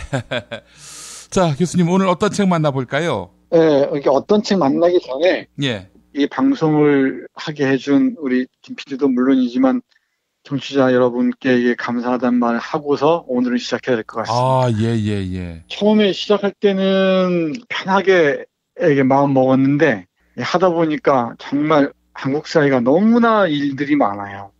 내가 몰랐던 세계들이 너무 많구나 하면서 공부를 다시 하는 마음으로 요즘 하나하나 다 책도 들여다보고 제 생각도 들여다보고 하는 기회를 갖습니다. 예. 여러 가지 고맙습니다. 저희도 우리 교수님 덕분에 너무나 많은 지혜와 또 안목을 갖게 된 것 같습니다, 교수님. 아, 별 말씀. 예. 교수님, 자, 오늘 책 소개해 주시죠. 네, 오늘은 그 조나선 스위프트의 걸리버 여행기 얘기 좀 하겠습니다. 아, 걸리버 여행기. 예. 우리 김 PD가 알면 다 아는 책이죠, 걸리버 여행기는. 아, 그렇습니다. 예. 제가 제일 무식해서. 아니, 이렇게 얘기하시면 안 돼요. 제가 김 PD를 디스하면은 예. 애청자들이. 아닙니다, 교수님. 제가 우리 김 PD를 좋아하는 입장에서 얘기하는 거니까 양해해 주시기 바랍니다. 오늘 걸리버 여행기를 얘기 드린 이유가 여러 가지가 있는데, 예. 우리가 고전이라고 하는 것들을 일부분만, 또 어떤 사람이 특정하게 가르쳐 준 것만 아는 경우가 많잖아요. 예. 예를 들면 걸리버 여행기 하면 소인공 이야기, 거인공 이야기 이 정도잖아요. 예. 그리고 대부분 동화책에서 얘기하고 끝나고 말고 이런 경우가 많죠. 예. 그리고 우리 톨스토이 얘기하면서도 말씀드리고 여러 번 말씀드립니다만은 걸리버 여행기도 너무나 우리 한국에 소개될 때는 아주 부분적으로만 중요한 부분들은 다 삭제된 채로 검열을 통과하면서 이렇게 소개된 게 없지 않습니다. 예. 그래서 오늘은 걸리버 연기 중에서 특히 4부를 집중적으로 말씀드릴 텐데요. 예. 걸리버 연기는 잘 아시겠지만 18세기 초반에 쓰여진 풍자 문학의 걸작입니다. 예. 근데 요즘에 제가 얼핏 들으니까 우리 김용민 브리핑이 욕설 때문에 서로에 휩싸였다 그러는데 예. 김용민 PD가 조나선 스위프트에 비하면은 뭐 개발의 피도 안 됩니다. 거기는 뭐 신을 비롯해서 모든 사람들이 퍼붓는 이 풍자와 욕설들이 걷잡을 수 없습니다. 그리고 이 욕설의 미학, 그 욕설 해방적 기능에 대해서 어떻게 이해하시는지 모르겠는데 우리 김 PD가 하시는 요 방송 중에 피박 퀴즈라는 걸 몇 번 들은 적이 있어요. 욕할 때 욕하죠. 욕할 만하니까 해야 되고. 욕 안 하는 사람들이 점점 빼는 그 젠틀한 사람들, 신사들이 아주 가혹한 폭력들, 인간들 아주 비루하게 비난하고 욕하는, 인간들 욕한다는 말을 정확하게 제가 빌어서 말씀드리면 인간들이 가지고 있는 기본적인 그 성정들을 다 짓밟는 욕설들 다 한 놈들이 우리 생략적으로 퍼붓는 아주 풍자적인 욕설들을 두려워하거나 아주 이상하게 바라보거나 판정하는 경우가 있는데 그 사람들은 제대로 그 욕설을 안 해본 것 같습니다. 예를 들면은 판소리나 하의 탈춤이나 이런 거 보면은 욕설 없이는 성립할 수가 없죠. 민중들의 언어가 욕설 없이는 성립할 수 없다는 걸 얘기하고 싶습니다. 왜 걸리버 연기하면서 이 얘기를 하는지 모르겠지만 풍자 문학에서 이 걸리버 연기는 많은 부분들이 17세기, 18세기 초반 영국 사회에 대한 욕설의 결정판들입니다. 근데 욕설을 어떻게 하느냐 문제긴 한데 고급지게 하느냐 저급지게 하느냐 문제긴 하죠. 근데 욕설도 욕을 먹을 놈들이 고급지게 욕을 먹은 놈들이 있고요. 저급지게 먹을 놈들이 있죠. 해서 지금은 잠깐 우리 그 김 PD를 옹호하는 발언을 했고요. 일단 조나선 스위프트 말씀드리겠습니다. 조나선 스위프트는 풍자 문학의 정말 대가입니다. 우리가 아는 그 걸리버 여행기는 첫 번째가 그 릴리퍼트라는 소인국 얘기, 난쟁이 나라 얘기잖아요. 다 알죠. 그리고 두 번째가 거인국 얘기라고 그러죠. 그 브롬닝넥이라는 나라 얘기고요. 세 번째가 라퓨타라는 그 관념적인 나라 얘기들인데 네 번째가 휘넘이라고 얘기하는 인간 세계 얘기인데요. 한국의 번역 문학사에서 4부 특히 그 휴이넘의 인간의 탐욕의 극단적인 지점을 보여준 이 4부가 번역된 것은 의외로 얼마 되지 않았습니다. 제 기억이 옳다면 아마 20년쯤 됐을까요? 90년대 들어서야 이 4부가 번역되기 시작했습니다. 금서였습니까? 네, 그 전까지는 금서였던 것 같아요.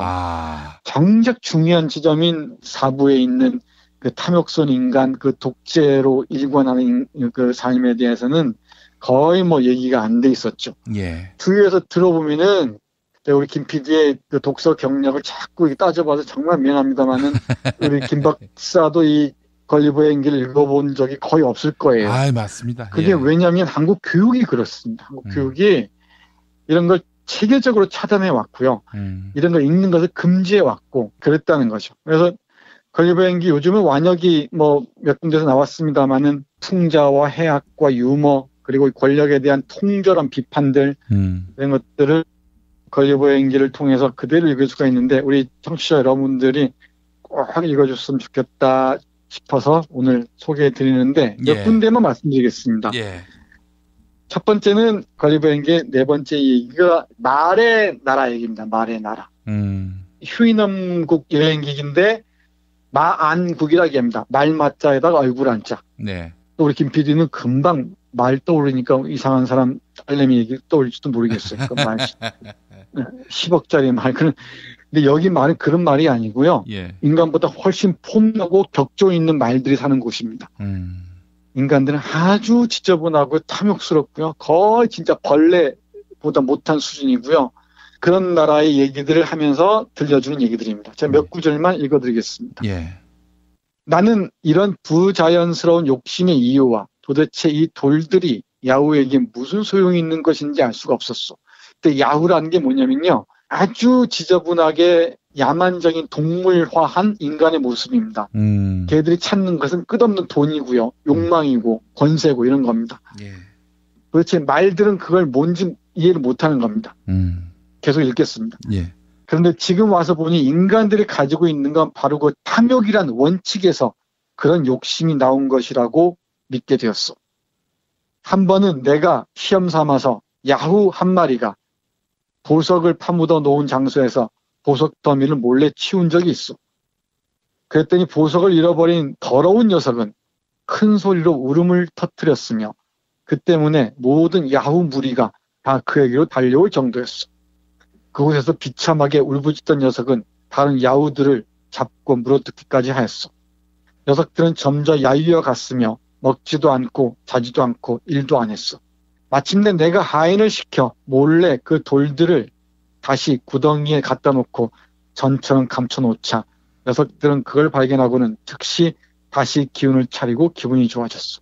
하지만 녀석은 그 보석들에 특별히 신경을 써서 더 좋은 은닉처로 옮겨버렸어. 그리고 그 이후 녀석들은 아주 말 잘 듣는 야후가 되었어. 여기 야후는 인간입니다. 예. 그러니까 말들이 보기에 그 말똥만도 못한 그 돌멩이 가지고 이렇게 지저분한 싸움을 벌이는 인간들을 보면서 특히 18세기 초반 영국의 물질 중심적인 세계들, 화폐가 세계를 지배하게 되는 세계들을 우리 조나선 스위프트가 아주 통렬하게 풍자하고 있는 지점입니다.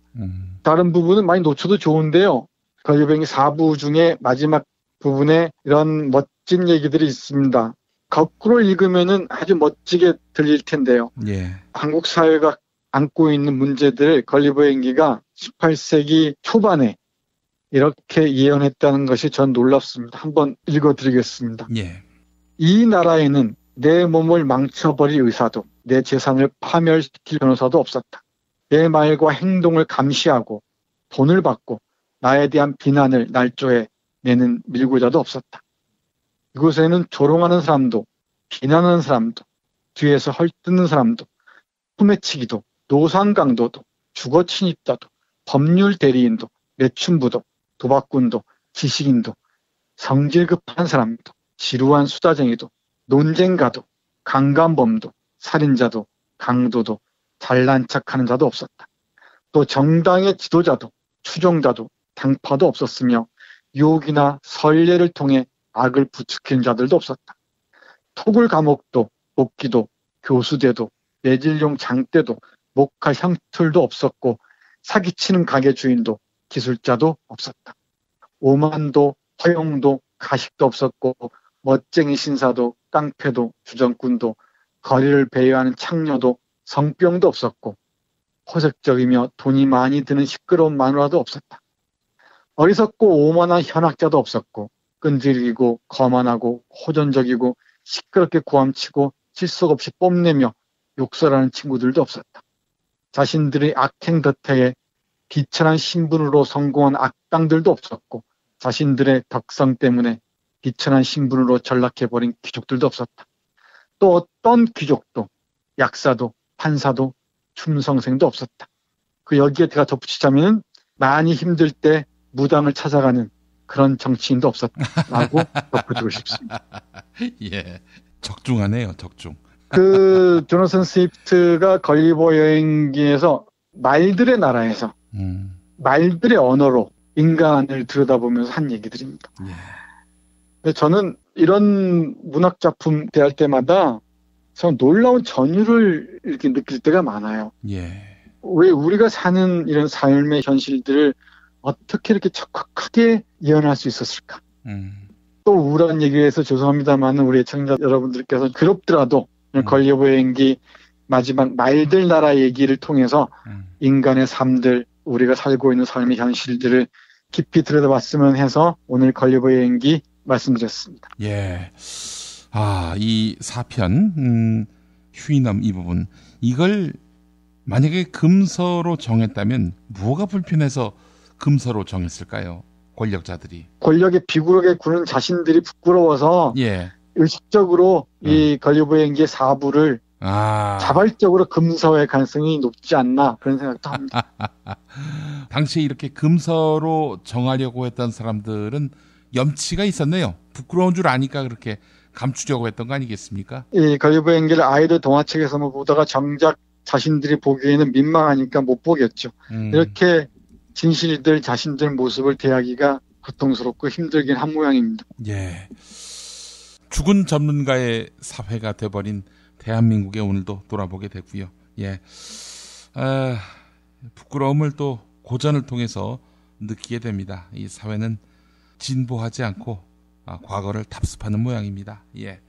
예, 그게 놀라울 정도로 이 조나선 스위프트가 비판에 맞지 않았던 영국의 모습들이 고스란히 이렇게 재현되는 게 역시 그래서 4.1 이유가 있는지도 모르죠. 알겠습니다. 교수님 말씀 잘 들었습니다. 내일 또 뵙겠습니다. 네, 고맙습니다.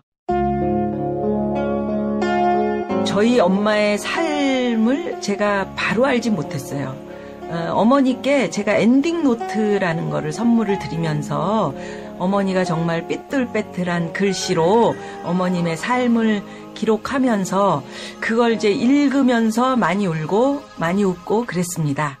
문자당과 은빛 기획 원혜영, 유시민, 최민희, 김미화가 함께하는 다음 스토리 펀딩 엔딩 노트 많이 참여해주세요. 여러분 부모님께 엔딩 노트를 선물해 드리는 거 이거 괜찮을 것 같아요. 참여해 주십시오. 엔딩 노트. 엔딩 노트를 어르신들께 보급할 자치단체와 복지기관을 찾습니다. 대한민국 최초, 아니 은하계 최초의 잡놈 평전, 김어준 평전. 무식하지만 의리 만빵의 엄마, 노골적인 인종차별의 격분에 개싸움을 벌인 이탈리아 현지인, 한겨울 침낭 안에서 인류애적인 사랑을 나눈 유럽 여성, 그리고 전대미문의 사기꾼 MB까지 김어준의 학교에는 참 많은 선생님이 있었죠. 자기가 언제 행복한지, 내 욕망이 뭔지, 내가 어떻게 생겨먹었는지 자기하고 대면을 해야 돼요. 그래서 내가 하고 싶은 걸 찾아야 됩니다.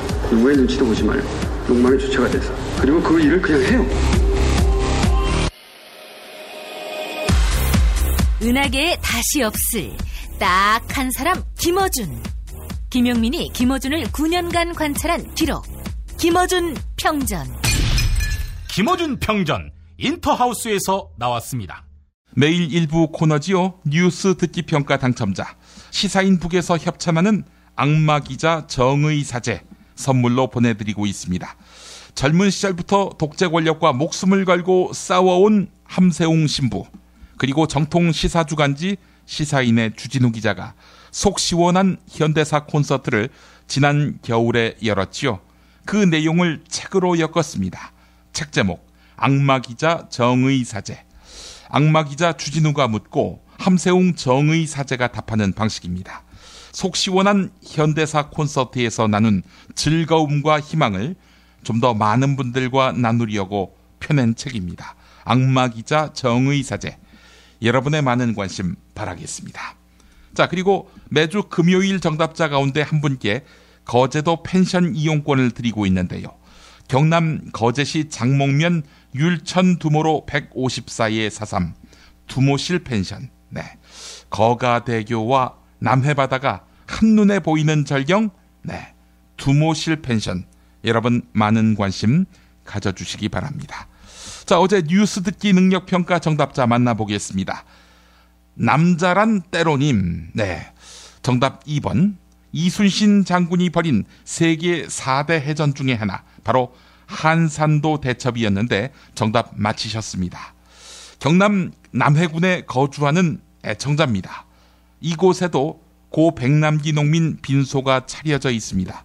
엊그제 빈소에 갔다가 남해 농민회에서 상주로 계셨는데 노란 리본을 달고 계시더군요.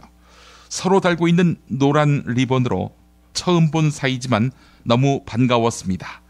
이곳에도 정의와 진실은 꿈틀댑니다. 아이 그럼요.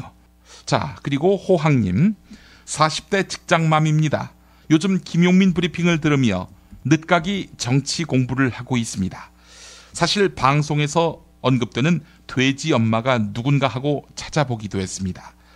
그동안 세상 일에 왜 이리 무관심했을까요? 요즘 많이 웃고 삽니다. 네, 감사합니다. 자, 이번에는 어제 피박 퀴즈 정답자입니다. 세상에서 가장 맛있는 김치 이담채 김치와 유전자 변형 곡물과 화학 첨가물을 전혀 사용하지 않는 과자, 별을 따다 구운 과자 받으실 분입니다. 자, NT 부끄럼님, 정답 영화 자백의 감독 최승호 MBC 해직 PD지요. 요즘 국정감사 전후로 여러 이슈가 등장하고 있습니다. 잊지 않아야 하겠습니다.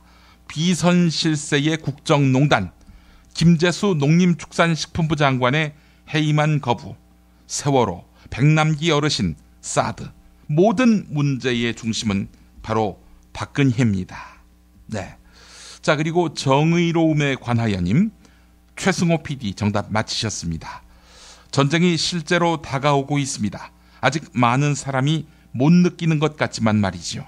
전쟁을 통해서 정권을 지키려는 세력이 있다면 반드시 막아야 합니다. 네. 계속해서 이종황의 허리디스크쇼로 이어갑니다.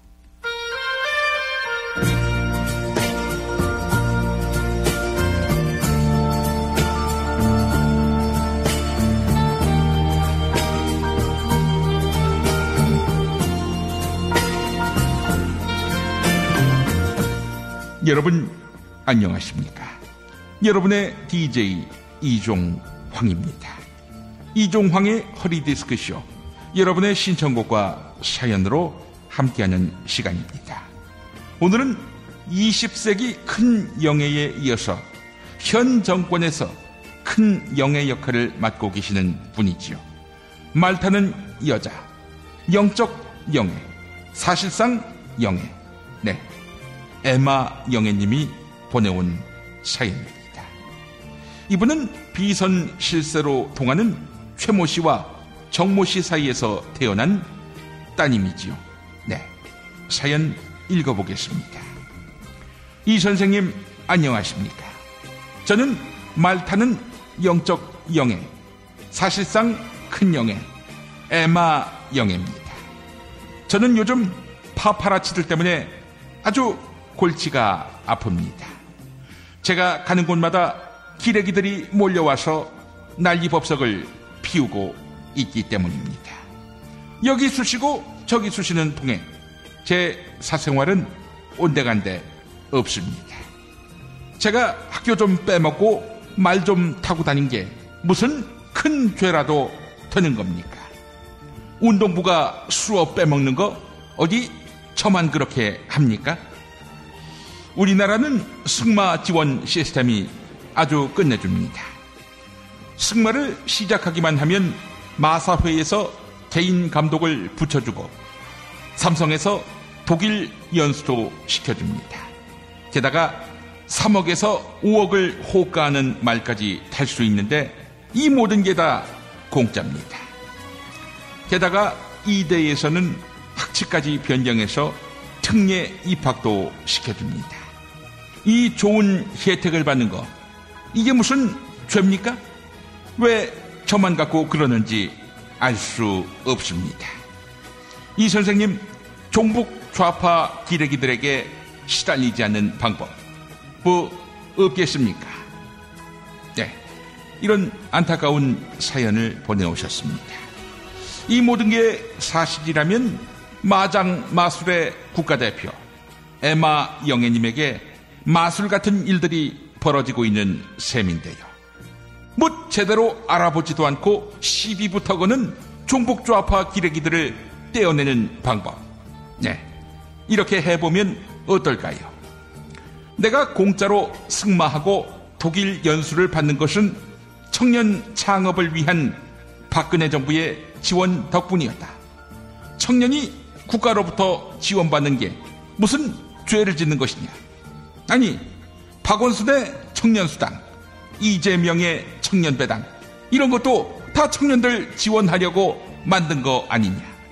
그거 못하게 한다고 밥까지 굶으면서 그 수선을 피우던 야당 정치인들, 이제는 청년들 지원한다고 시비냐? 빨갱이들이 하는 복지는 복지고 대통령이 하는 복지는 권력형 비리냐?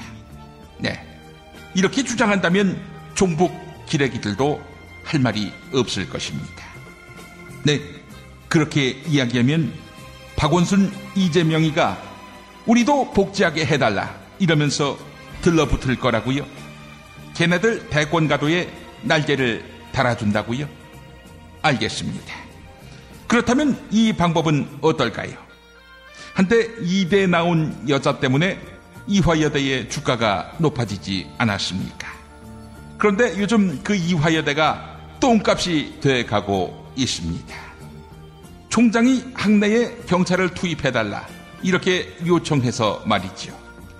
그래서 새로운 이화여대 이미지를 드높이기 위해 새로운 전략이 필요하다 이러는 겁니다. 그리고 에마 영애님을 앞세워서 이대 나온 여자의 뒤를 잇는 이대 안 나온 여자로 새로운 캐릭터를 론칭하는 겁니다. 이대 안 나온 여자란 이대 수업하러 안 나온 여자, 이대 시험 보러 안 나온 여자. 이대는 하여간 입학만 하면 그래서 학교를 안 나와도 되는 이대 안 나온 여자. 이걸로 새롭게 학교의 명성을 드높이는 겁니다. 네, 굳이 억지로 말 지어내지 말라고요? 야, 이 막대 먹은 영애야, 이게 북한하고 뭐가 다르냐? 이 막대 먹은 영애야, 너한테 밑보이면 한 가족의 가장들이 하루아침에 직장을 잃고 국가기관들이 수십억씩 너한테 특혜주고, 기업들 손목 비틀어서 네 승마 지원하게 하고, 대학교 부정입학에 교수도 네 맘대로 바꾸고, 학점도 맘대로 주고. 우리나라가 천상천하 유라독존이냐? 네 이름이 유라지. 천상천하 유라독존. 하여간 이런 어처구니 없는 사연은 즉각 처리해야 합니다.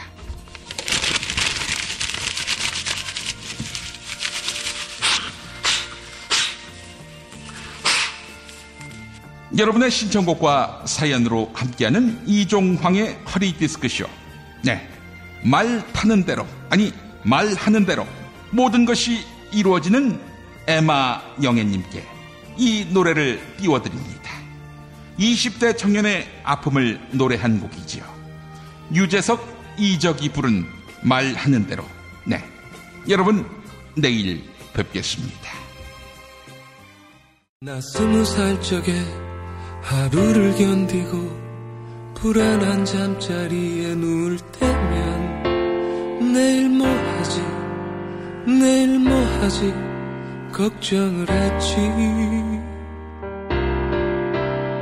두 눈을 감아도 동참은 안 오고 가슴은 아프도록 답답할 때 난 왜 안 되지, 왜 난 안 되지 되뇌었지.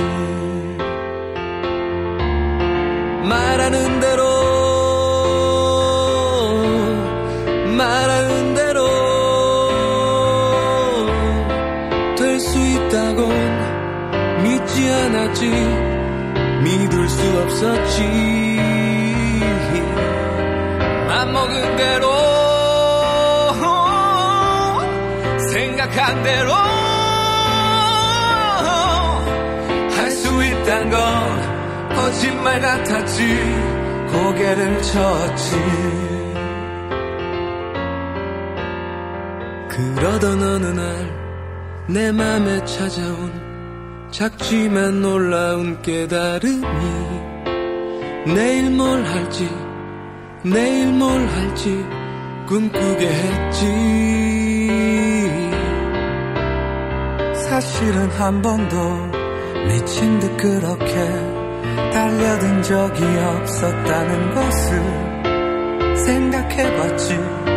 일으켜 세웠지 내 자신을. 말하는 대로 말하는 대로 될 수 있단 걸 눈으로 본 순간 믿어보기로 했지. 맘먹은 대로 생각한 대로 할 수 있단 걸 알게 된 순간 고개를 끄덕였지. 맘먹은 대로 생각한 대로 말하는 대로 될 수 있단 걸 알지 못했지. 그땐 몰랐지. 이젠 올 수도 없고 갈 수도 없는 멈추지 말고 쓰러지지 말고 앞만 보고 달려 너의 길을 가. 주변에 사는 수많은 이야기, 그러나 정말 들어야 하는 건 내 마음속 작은 이야기. 지금 바로 내 마음속에서 말하는 대로 말하는 대로 말하는 대로 될 수 있다고 될 수 있다고 그대 믿는다면 맘먹은 대로 내가 맘먹은 대로 생각한 대로 그대 생각한 대로 도전은 무한히 인생은 영원히 말하는 대로 말하는 대로 말하는 대로 말하는 대로.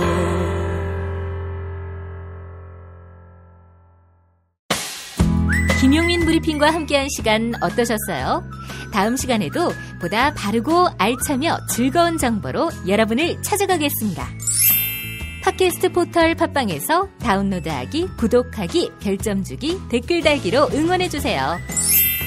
잊지 마세요. 다운로드하기, 구독하기, 별점 주기, 댓글 달기.